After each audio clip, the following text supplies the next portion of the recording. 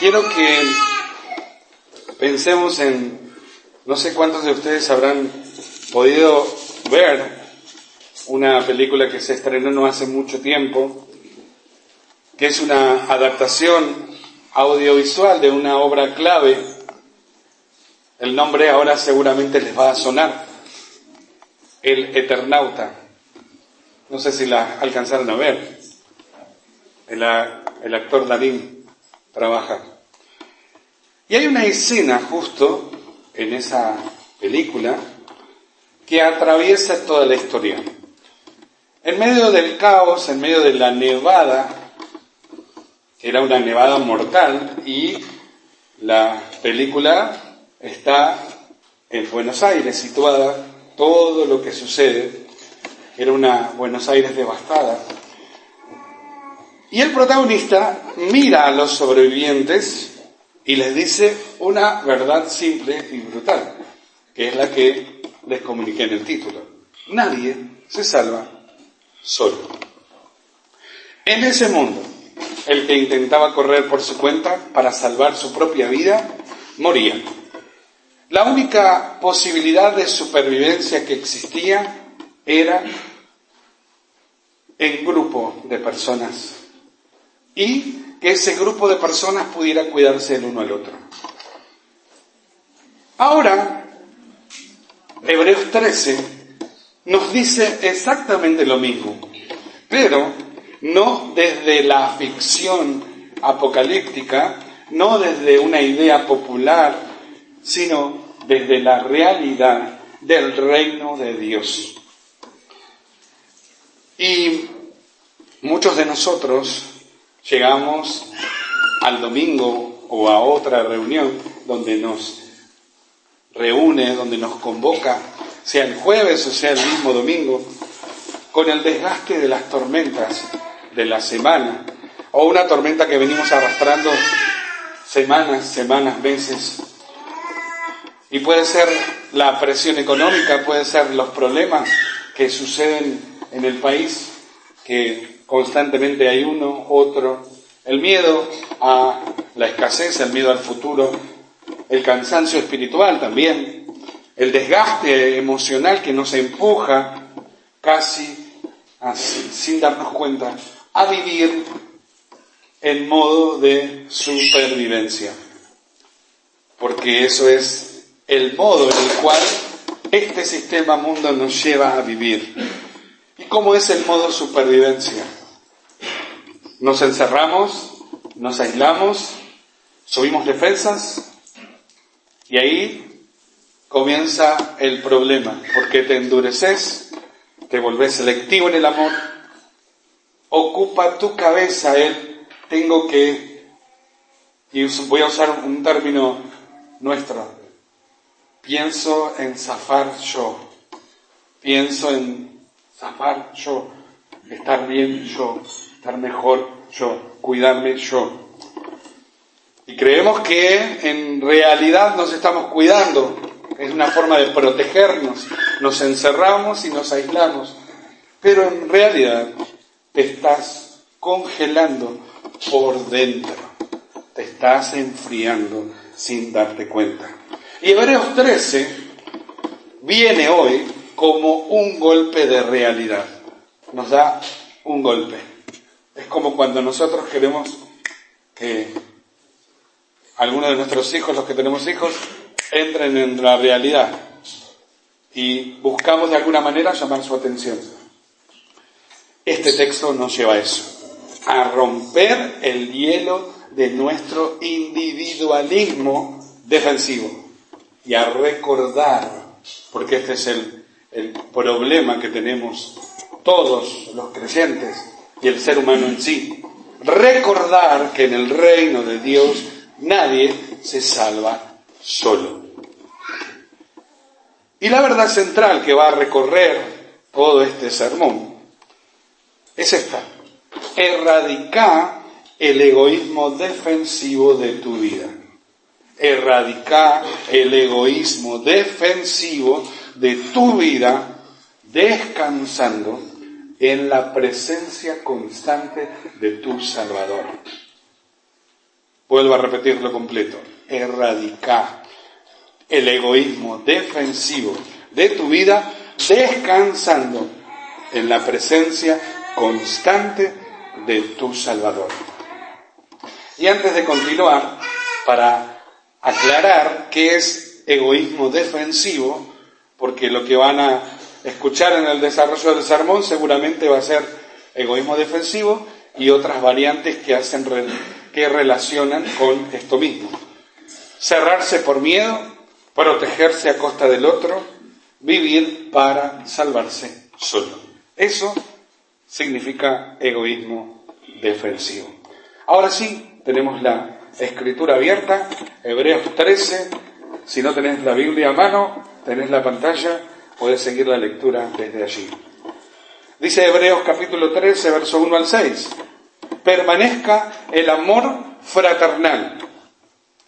No os olvidéis de la hospitalidad, porque por ella algunos, sin saberlo, hospedaron ángeles.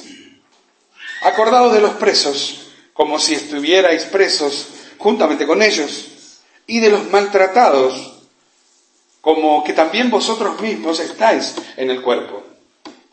Honroso sea en todo el matrimonio, y el lecho sin mancilla. Pero a los fornicarios y a los adúlteros los juzgará Dios. Sean vuestras costumbres sin avaricia, contentos con lo que tenéis ahora, porque Él dijo, no te desampararé, ni te dejaré. De manera que podemos decir confiadamente, el Señor es mi ayudador, no temeré lo que me pueda hacer el hombre. Amén.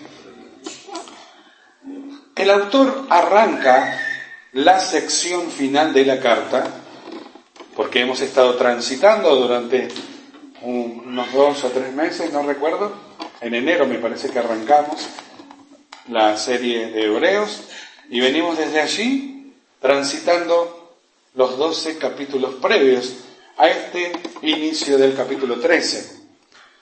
Y arranca entonces la sección final con una orden sencilla pero contundente.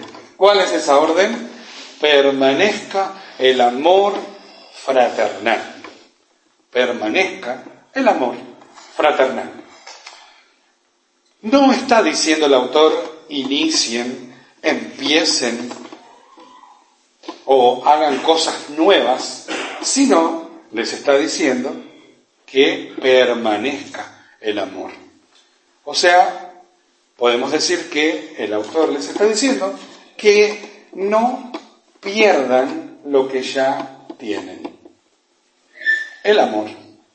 El amor es dado por Dios por medio de su Espíritu.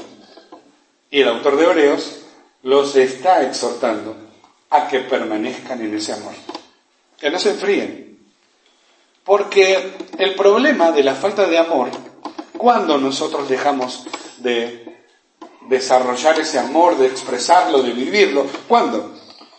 Cuando nos damos cuenta ya por ahí es demasiado tarde, pero se va enfriando lentamente. Porque una iglesia, recuerden que el contexto en el cual escribe el autor a esta carta, los cristianos estaban en persecución, estaban tentados a regresar al pasado, a las costumbres de la religión judía, donde ellos encontraban de alguna manera seguridad, porque podían ver, tocar los elementos, los símbolos, y en lo que conocieron en Cristo, ya ahora había que vivir por fe, ya no apoyados sobre cosas visibles, porque ya hablamos de un reino inconmovible, un reino eterno, algo que no se puede ver. Y hablamos de Cristo, Él ya había venido, ya había transitado la muerte, resucitó, y Cristo está a la derecha del Padre, en el momento en el que esta carta fue escrita. Entonces ellos tenían que vivir por fe, tenían que poner su mirada en el Señor, y por fe, no viendo, como antes lo hacían. Entonces una iglesia, cuando está cansada, cuando está presionada, cuando está herida, el amor no desaparece de golpe, se enfría. ¿Y cómo se va enfriando? Se va volviendo selectivo ese amor, se va a dosificar, o sea, va a empezar a mermar todo lo que pueda fluir en acciones concretas, porque el amor no es un sentimiento en la Escritura, el amor son prácticas que muestran un cuidado, una atención, interés. Y el amor ese se va volviendo cada vez más calculado. Cuando estás cansado, cuando estás saturado, cuando sentís que no das más, cuando ves que ya tus fuerzas se agotan, lo primero que sacrificas es la relación. Entonces, cuando lo primero que sacrificas es la relación, en el contexto de una iglesia, dejas de llamar, dejas de escuchar, dejas de involucrarte. Y no porque no te importe, porque no es algo que vos decís, no me importa, sino porque estás sobreviviendo, porque estás en ese modo de alerta, de autopreservación. Estás tratando de sobrevivir. Pero el texto nos muestra algo que no es opcional, que eso hay que resistirlo. Por eso el primer punto lo encontramos en los versículos 1 al 3. Abrí tus brazos a la comunidad en su fragilidad. Abrí tus brazos a la comunidad en su fragilidad. ¿Qué dicen los versos 1 al 3? Lo leemos nuevamente. Permanezca el amor fraternal. No os olvidéis de la hospitalidad, porque por ella algunos, sin saberlo, hospedaron ángeles. Acordaos de los presos, como si estuvierais presos juntamente con ellos, y de los maltratados, como que también vosotros mismos estáis en el cuerpo. Ahí vemos que inmediatamente luego del mandato de permanecer en el amor, el autor, ¿qué es lo que hace? Baja el amor a acciones concretas, donde no hay que dejar que el amor se enfríe. Y ahí empieza a detallar quiénes son los que están sufriendo, los que están teniendo necesidades, y quién, por miedo, se está autopreservando cuando en realidad todavía las crisis, los problemas, el abatimiento no le llegó. ¿Qué dice el texto entonces? Hospitalidad, lo primero que menciona, con el extraño. Algo que en esa época era complicado, porque cualquier hermano que estuviera siendo perseguido y podría llegar a pasar por tu casa y tenías que hacerlo entrar. Con los riesgos que significa que ese creyente quizás no forma parte de tu comunidad local, no es conocido. Consecuencias de que si es un falso creyente y se introduce a tu casa y bueno, tenés problemas. O te enfrentás a cuidarlo, refugiarlo a fuerza del Estado, que lo estaba buscando. A la persecución, en este caso no era el Estado, pero era parte del Estado porque era el pueblo judío. Y tenía el poder también para poder acercarse a las casas, perseguir a los creyentes, a los que habían abandonado la fe judía, que en realidad no la abandonaron, sino que creyeron en el Mesías, quien había sido prometido a lo largo de toda la Escritura. Y tenían que cuidar, ir a visitar a los presos, a los maltratados por causa del Evangelio. Y esto quiero que no lo romanticemos a lo de la hospitalidad, porque en ese contexto, así como era riesgoso, como era incómodo, y como también se exponían a recibir toda clase de consecuencias por resguardar a una persona que estaba siendo perseguida, hoy vemos que es algo distinto. No, yo creo que hoy lo podemos ver con mayor dificultad, porque hay mucha cantidad de población y hay mucha cantidad de personas que por ahí son creyentes u otras que dicen serlo. Entonces es un poco complicado. Abrir tu casa cuesta, abrir tu tiempo también cuesta, abrir tu agenda también cuesta. Pero el texto no dice, sé amable, sé hospitalario, ama cuando te quede cómodo, sino que dice, abre tu vida, ama, abrí tus brazos a la comunidad en su fragilidad. Y es identificarnos con el que está sufriendo. Es decir, yo me identifico con el que está sufriendo. Es cuidado del que está peor que vos. Es cuidar a aquel, porque seguramente vos tendrás tus crisis y tendrás tus problemas, pero hay otros que están peor, en una situación de mucha más vulnerabilidad que la tuya. ¿Y qué hace el autor? ¿Qué es lo que pide? Pide algo fuerte, que solamente podemos hacerlo por medio del Espíritu de Dios en nosotros, y entendiendo que es un mandato que podemos obedecer porque somos creyentes, que es sentir el dolor del otro como si fuera propio.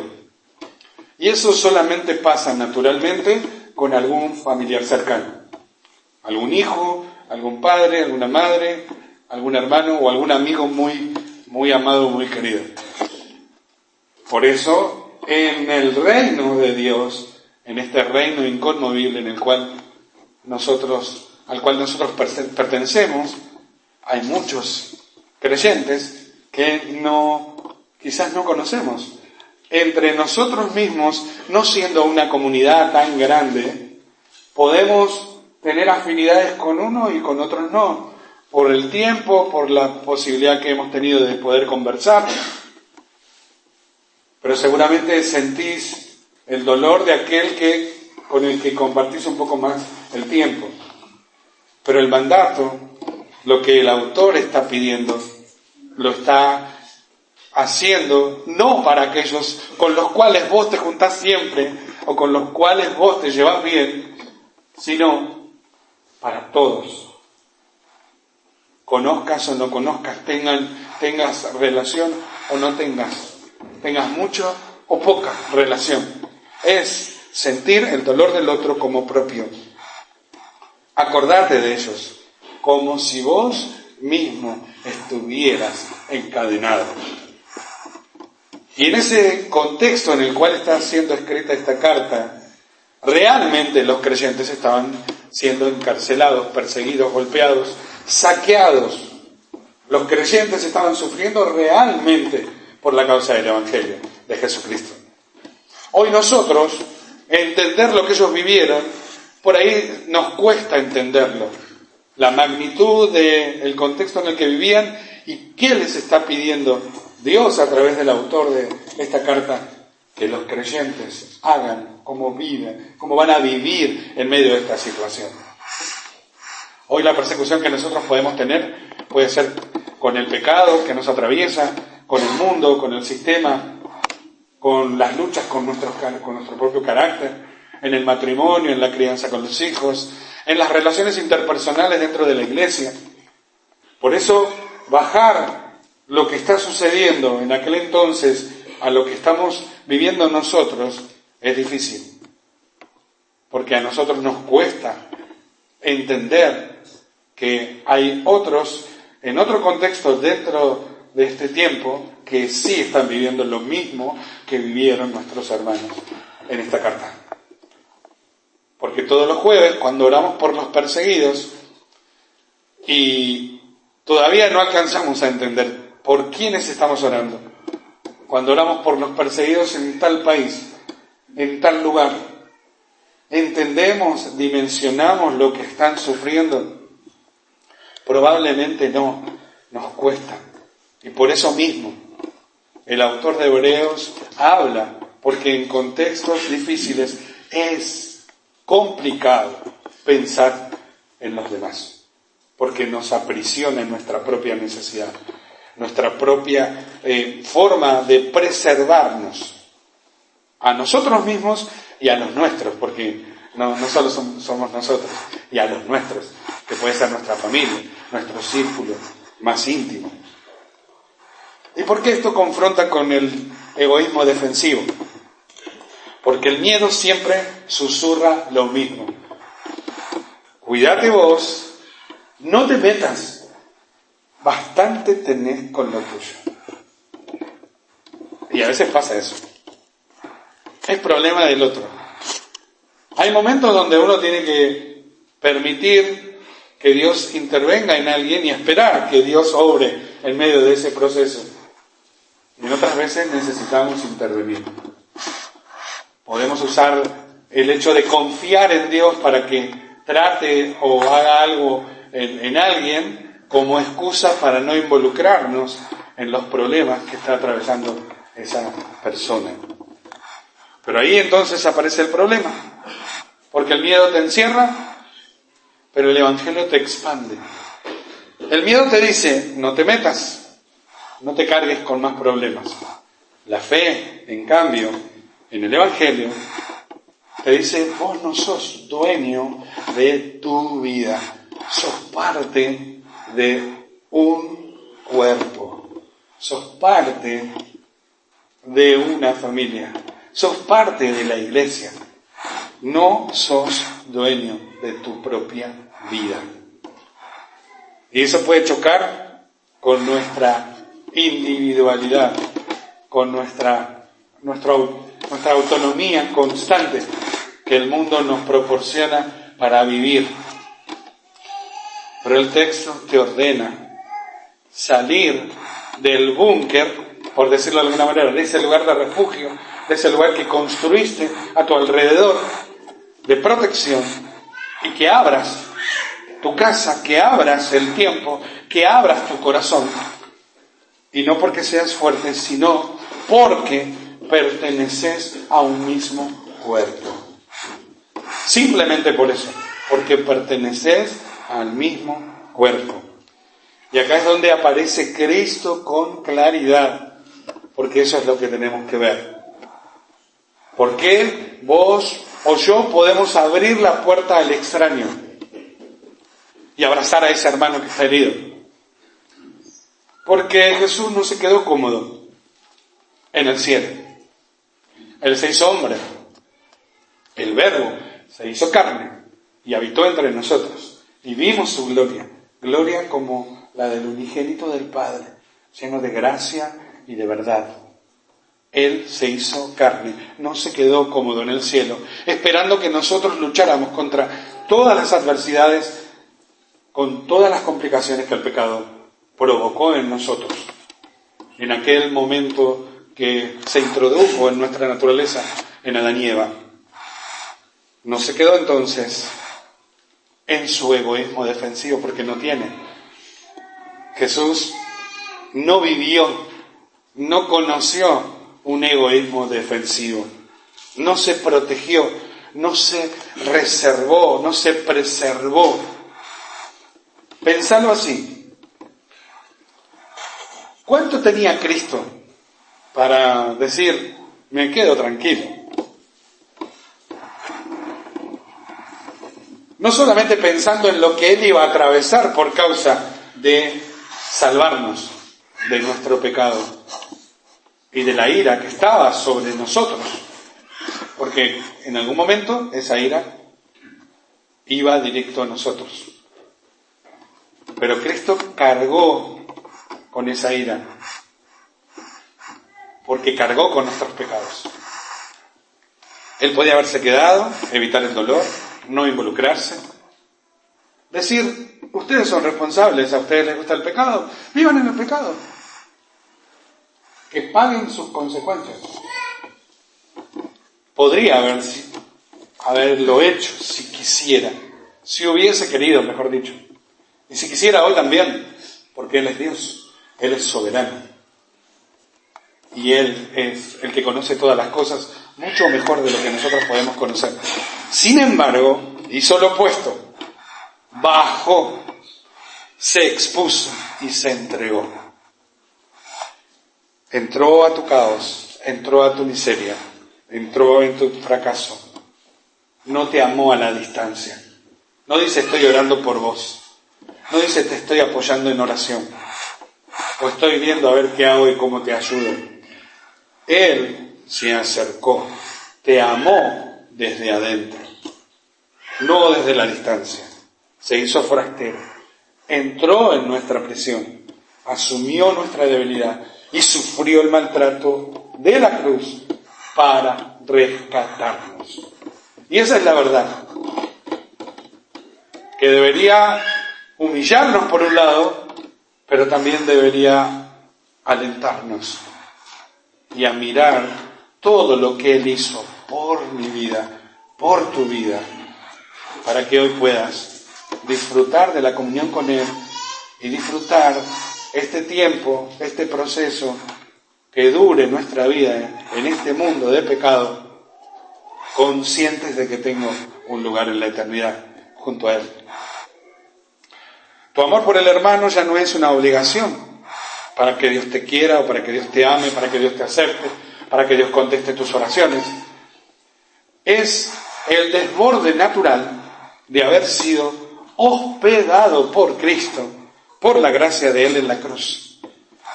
Hoy entonces podés abrir esos brazos a otros porque Cristo abrió sus brazos para vos. Pregúntate con honestidad, ¿a quién dejaste de llamar? ¿A quién dejaste de lado? ¿De quién te alejaste por cansancio o por molestia? ¿A quién empezaste a ver no como un hermano a quien cuidar, sino como una carga que llevar?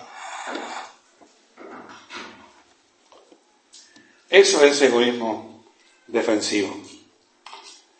Y el egoísmo defensivo no se soluciona organizándote mejor. Porque a veces pensamos que organizándome mejor voy a poder resolver lo que no puedo hacer hoy. Pero la solución es recordar el Evangelio. Esa es la solución. Cristo no se cerró con vos. Cristo no te cerró la puerta. Cristo no te abandonó. Cristo te fue a buscar. Nos buscó en el pecado y nos rescató. Luego el texto, si miramos el versículo que sigue, el versículo 4, no cambia de tema. El autor va a seguir atacando el egoísmo, pero ahora en lo íntimo. Pasa del amor comunitario, del amor entre hermanos, en el amor en la vida comunitaria, social, a el amor en el matrimonio, a la intimidad del hogar, a la intimidad en el matrimonio. Que dice el verso 4, honroso sea en todo el matrimonio y el lecho sin mancilla. ¿Por qué dice esto? ¿Por qué dice honroso sea en todo el matrimonio y el lecho sin mancilla? ¿Por qué? Por una lógica que tiene el egoísmo. Porque el egoísmo no solamente rompe la iglesia, la comunión entre creyentes, sino que también rompe el hogar, rompe las relaciones en el hogar, rompe tu relación matrimonial. El egoísmo defensivo. Y para eso tenemos que entender cuál es el problema real. La cultura en la que vivía el pueblo, la iglesia en este entonces, cuando el autor escribía, era Roma. O sea que era una cultura hipersexualizada. Nosotros podemos decir, la nuestra es peor. Sí, pero en ese entonces era algo bastante grotesco. Entonces, la cultura hipersexualizada de aquel entonces, podemos decir que es exactamente la misma que la nuestra. Y acá no tendríamos problema en entender qué es lo que le está diciendo el autor a la audiencia original y ahora cómo Dios nos habla a través de este texto. No nos podemos desentender. Hay algo claro que nos está diciendo el autor, que la cultura nos enseña que el cuerpo del otro se usa, que el cuerpo del otro se consume, que el cuerpo del otro se descarta cuando ya no sirve para lo que desea.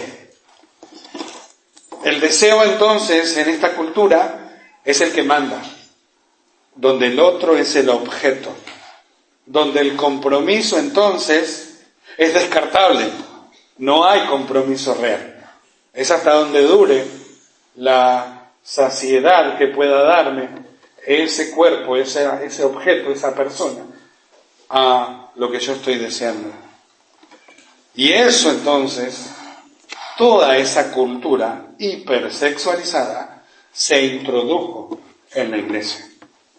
Y no en la iglesia, como decir, se introdujo y anda caminando, como pueden creer los falsos evangelios de los demonios caminando entre nosotros, todas esas cosas raras. ¿Dónde se metió? En el corazón. Y cuando venimos a Cristo, nosotros comenzamos ese proceso de santificación, pero en el corazón está la cultura, todo lo que hemos recibido a lo largo de todo ese tiempo hasta que ese momento nos encontró el Señor a través de la predicación del Evangelio. Algunos venimos al Evangelio ya habiendo transitado esta vida dentro de esa cultura y viviendo de esa manera. Y otros quizás no, quizás nacieron en el Evangelio, otros nacieron en familias cristianas, luego se alejaron y volvieron, pero quizás no vivieron esta vida desenfrenada. Pero en el corazón se instala una idea de lo que es el amor y de lo que son las relaciones de amor. Por eso la iglesia no debe funcionar de acuerdo, es lógico, ¿no? Lo que estoy diciendo, es obvio, no debe vivir como el mundo vive, sino que debe ser un faro donde pueda mostrar la fidelidad dentro del matrimonio, dentro del hogar. Por eso, el segundo punto va a lo íntimo y va a lo directamente aplicado a nuestros matrimonios, aquellos que estamos casados y aquellos que están esperando en algún momento casarse, porque también habla de fornicarios y eso habla de relaciones sexuales antes del matrimonio, prohibidas por Dios. Entonces también les habla también a aquellos que aspiran a formar una familia el día de mañana. El segundo punto está en el versículo 4, entonces, que lo leemos completo. Honroso sea en todos el matrimonio y el lecho sin mancilla, pero a los fornicarios y a los adúlteros los juzgará Dios. Entonces el segundo punto es proteger la fidelidad del pacto en tu hogar. Proteger la fidelidad del pacto en tu hogar. Proteger, preservar, guardar, son palabras que aparecen en la Escritura como mandamientos para nosotros los creyentes. Dios protege, claro, pero hay una responsabilidad, no solo en el esposo que es cabeza del hogar, sino también de la esposa, que es la ayuda idónea de ese esposo. El texto entonces es claro, ¿verdad? Podría terminar el punto acá y es entendible. Pero por si acaso todavía no llegaras a comprender lo que nos está diciendo el autor y lo que nos muestra la Escritura, a lo largo de toda la Escritura, porque podría citar textos donde habla también de esto mismo, que Dios juzga la infidelidad. La fidelidad importa. ¿Y por qué importa? Porque tiene también eternidad. Se relaciona con lo eterno. ¿Y por qué? ¿Y por qué es la pregunta? Porque el matrimonio no es un acuerdo emocional. No es que vos, en el registro civil, aquellos que pasaron por esa instancia y aquellos que han pasado por la instancia del registro civil y la del pacto matrimonial dentro de la iglesia, delante de Dios, donde hacen sus votos y donde hacen un pacto con Dios, no es un acuerdo emocional, no es cultural, no es un acuerdo que la cultura me establece o que por la obra social o para que los bienes pasen a ser de los dos y no de uno solo. Esas son cosas de este mundo. Pero la palabra nos está hablando a nosotros de lo que implica una relación directa de lo que yo hago acá con lo eterno, con lo que pasa en lo espiritual. No es flexible, porque la pureza en lo íntimo refleja nuestra fidelidad al pacto. Nuestra pureza en lo íntimo refleja nuestra fidelidad al pacto. Y la impureza entonces sexual, la pornografía, el adulterio, las fantasías desordenadas, no es solo debilidad, porque yo puedo esconderme, soy débil, porque la Biblia dice que yo soy débil, soy ser humano, el pecado me atraviesa. Sí, es verdad, somos débiles, pero para entenderlo son expresiones del mismo egoísmo defensivo. Porque si yo le pongo nombre a esa debilidad, voy a encontrar que esa debilidad, ¿qué pasa con la debilidad del creyente? ¿Qué le dijo Dios a Pablo cuando le pidió que quitara de él ese aguijón en su carne? Él le dijo, bástate mi gracia, porque mi poder se perfecciona ¿dónde? En tu debilidad.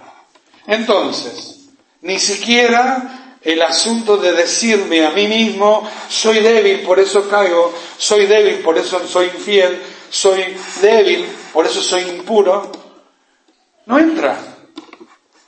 No nos exime de responsabilidad frente a lo que estoy haciendo, o a lo que estoy pensando. Es egoísmo defensivo. Si vos estás siendo inmoral, si vos estás siendo impuro, si vos estás en alguna de estas prácticas que he mencionado, tiene que ver con el egoísmo en tu corazón, no con tu debilidad. Si sos creyente, obvio. Si no sos creyente, sí es tu debilidad, porque en realidad te arrastra el pecado mismo, porque Cristo todavía no te hizo libre de tus pecados. Pero al creyente sí lo hizo libre de sus pecados, y por ende puede proteger, como nos está diciendo el segundo punto en este sermón, podemos proteger la fidelidad del pacto en nuestro hogar. ¿Qué pasa con el egoísmo en esta área? Uso al otro para anestesiar mi ansiedad, proteger mi placer y evitar enfrentar mi vacío. Por eso busco llenarlo con algo. Mi placer primero, el pacto después. Eso es lo que pasa por dentro. No lo decís, quizás no lo pensás como lo estoy diciendo, pero en el fondo tu forma de proceder, tu forma de vivir es primero mi placer, primero mi deseo, luego el pacto. Pero la fidelidad no se sostiene, no se protege a fuerza de prohibiciones ni de apretar los dientes. Voy a aguantar. No, porque no vas a poder. Se sostiene como la carta nos viene hablando. Se sostiene mirando a Cristo, a ese novio fiel, porque Él sí es fiel. Él nunca falló, Él nunca abandonó, Él prefirió morir antes que romper su compromiso. Eso es amor y eso es fidelidad. ¿Y cómo entonces protegemos la fidelidad del pacto dentro de nuestro hogar? Mirando a Cristo, mirando la fidelidad del novio. Jesús amó a su iglesia de tal manera que prefirió sangrar en esa cruz antes de fallar a su palabra. ¿Qué es lo que hizo Jesús? Nunca negoció el pacto. Nunca lo negoció. Fue quebrado para perdonar nuestras traiciones y darnos un corazón nuevo, capaz de una fidelidad real. Y eso es lo que hace el Evangelio. Transformar, en principio perdonar nuestras infidelidades, perdonar todo lo que hemos vivido en pecado. Y a su vez, al convertirnos, al regenerarnos, nos ha dado un corazón nuevo que realmente puede ser fiel, puede tener fidelidad. Entonces, aquellos que podemos considerarnos fieles, no es un heroísmo moral, no es que eso a mí me da la categoría de ser la persona que puede elevarse en un pedestal porque es fiel en su matrimonio, porque eso es el reflejo del nuevo pacto que Cristo sostiene. Porque si hay fidelidad es porque Dios está sosteniendo su pacto. No es porque vos seas un héroe, no porque vos seas una héroe, es porque Dios es el que sostiene ese pacto.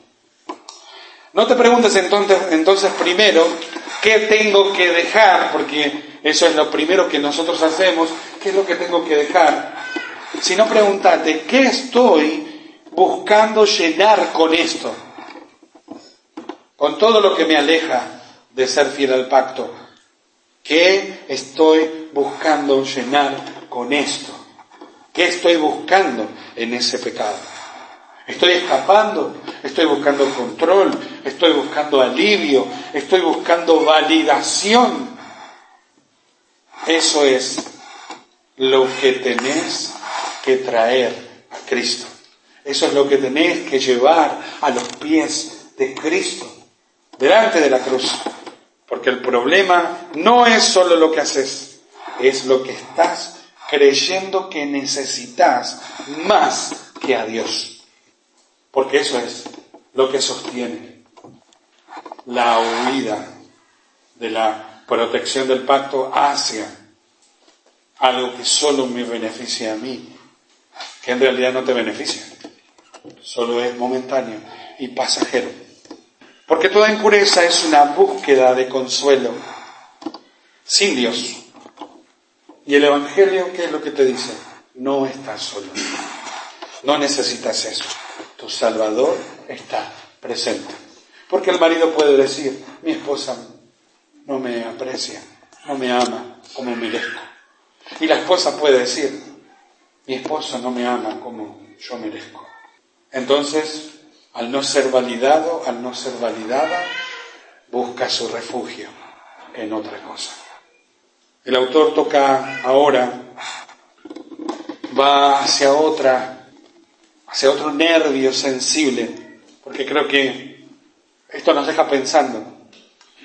Va hacia otra parte sensible de nuestro corazón, que va ligada a nuestro instinto de supervivencia, que es el dinero. Sean vuestras costumbres sin avaricia, contentos con lo que tenés. Y esto puede relacionarse también con lo anterior. Contentate con tu esposo, contentate con tu esposa, porque es lo que Dios te proveyó y es a lo que te has comprometido delante de Dios, a ser fiel. Por eso los versículos 5 al 6 dicen: sean vuestras costumbres sin avaricia, contentos con lo que tenéis ahora, porque Él dijo: no te desampararé ni te dejaré. De manera que podemos decir confiadamente: el Señor es mi ayudador, no temeré lo que me pueda hacer el hombre. Y el tercer punto, y el último, es desarmar la codicia confiando en la promesa inmutable. Desarmar la codicia confiando en la promesa inmutable. La avaricia es una idolatría silenciosa. ¿Por qué? Porque el dinero es el refugio natural del egoísmo defensivo. Porque con el dinero podemos hacer algunas cosas que sin él no podríamos, dependeríamos. Entonces el dinero nos da una capacidad y un poder para poder expresar ese egoísmo defensivo. Esto es lo que te hace pensar este ídolo silencioso. Si no me aseguro yo, nadie lo va a hacer. Si no junto, me quedo sin nada. Si no controlo, pierdo todo. ¿Eso es buena administración? ¿O eso es miedo? ¿O eso es terror de que Dios no sea el que te esté sustentando? Por eso es bueno pensar. Buscas seguridad, buscas control y paz ahora fuera de Dios. ¿En dónde? En lo que circula, en lo que me da la posibilidad de comprar, la posibilidad de obtener, de tener cosas. ¿Y cómo lo desarma el texto? ¿Cómo voy a desarmar esta avaricia? Y el texto la desarma con una promesa absoluta. No te dejaré ni te desampararé. ¿Por qué podemos desarmar a la avaricia? Porque puedo confiar ya no en mis recursos, en mi propia capacidad y posibilidad que yo pueda en mis fuerzas hacer, sostener, sino dependiendo de la promesa que Él no me va a dejar y no me va a desamparar. Y parece poético porque suena lindo, pero es una declaración de guerra contra la ansiedad, que es lo que viene a entorpecer y a romper nuestra paz y la armonía en todos los aspectos de nuestra vida. La fe responde con un grito claro: el Señor es mi ayudador, no temeré. El Señor es mi ayudador, no voy a tener miedo. Dios, algo que tenemos que tener en claro, que no te prometió a vos ni me prometió a mí, estabilidad económica. No nos prometió previsibilidad, ni tampoco nos prometió control. ¿Qué es lo que verdaderamente nos prometió Dios? Que su presencia iba a estar con nosotros. Eso es seguro. El resto puede suceder, puede venir, pero no es precisamente lo que Él prometió. Porque los falsos evangelios, estos de la prosperidad, o los de la sanidad, o los terapéuticos, o todos los falsos evangelios que apuntan a las necesidades humanas terrenales, son falsos. Por eso los que siguen esos evangelios falsos son personas que no están regeneradas, que no han sido llamadas por Cristo, sino que han sido llamadas por su propia ambición personal, por su propio egoísmo defensivo, que les permite llegar a ese Dios que les va a proveer todo lo necesario para sostenerse tranquilo en esta vida, para que no sufra, para que las cuestiones que vemos que le pasan a otros no nos pasen a nosotros, cuando en realidad en la historia bíblica y a lo largo de toda la historia de la Iglesia no fue así. Hay algunas personas adineradas, ricas, personas que se convirtieron en el Señor, que Dios las llamó y que a través de ese recurso la extensión del reino de los cielos se hizo posible, es verdad. Y puede haber entre nosotros también personas que Dios las haya bendecido con mucho dinero para poder seguir extendiendo la obra. Claramente que sí. Pero esos son los planes y los propósitos de Dios. No se lo prometió a esa persona. Por eso la codicia te dice, tengo que acumular yo, asegurarme yo, salvarme solo. Salvarme solo. La fe dice, mi seguridad no está en mis recursos, sino en su presencia. Y otra vez, Cristo es el fundamento para este imperativo, para este mandamiento, para lo que está pidiendo Dios a través de este autor. Jesús, teniendo todas las riquezas del universo, porque Él es el dueño del oro y de la plata, de todo lo que existe, renunció a todo, vivió en dependencia total y murió sin nada.